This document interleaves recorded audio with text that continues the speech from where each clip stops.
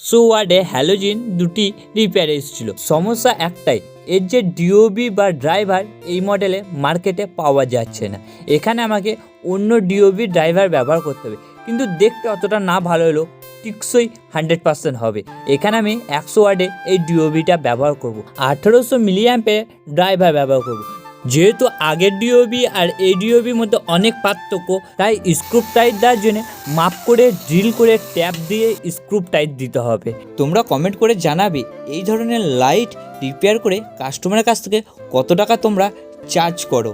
আর আমি DOB driver change করে কাস্টমারের কাছ থেকে মিনিমাম 550 থেকে 600 টাকা চার্জ করি 100 ওয়াট 50 ওয়াট। এবার ওয়ার্ডেরও কিছু ডিফারেন্স থাকে, চলো টেস্ট করা যাক।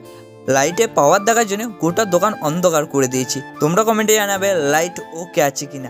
আজকে ভিডিও এই পর্যন্তই। Tata, bye bye, love you boss.